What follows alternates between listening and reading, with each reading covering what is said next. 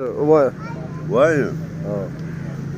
دا موږ ابوبکر مصدق چې سحر اذان کو بیا کله ویری داسې هفتې په هفتې چې چیرې ونې مروج وایو همیشه نه وي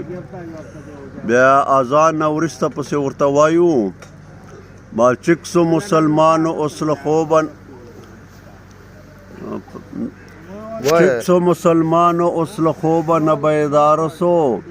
وقت سبا اور د دل مانجه په نیت تیار سو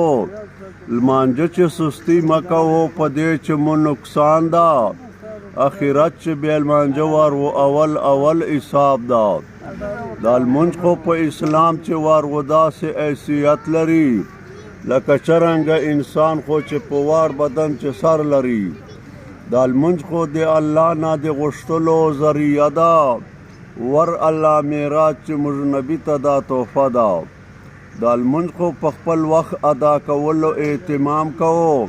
لمونځ کورو چې مه کوو کوشش خو د جماعت کوو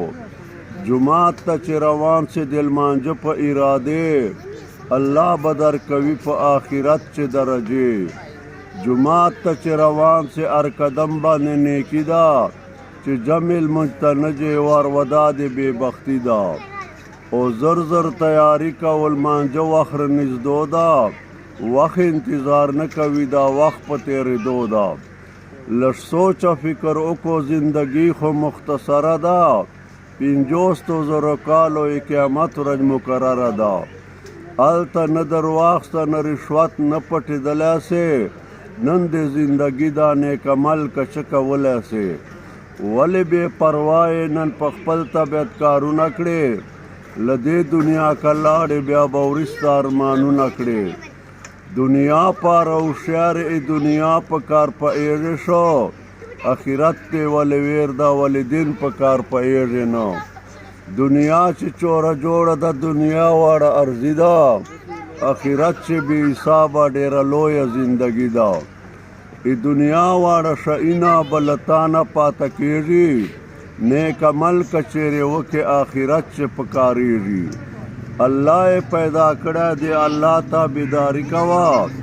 مرګ به درته راشي آخرت ته تیاري کوه وینې اروې ګورې جنازې خو ډېرې لاړلې ولې دې له زړه نه آخرت خبرې لاړلې وس دې چې رسېږي مسلمانه نصیحت کوه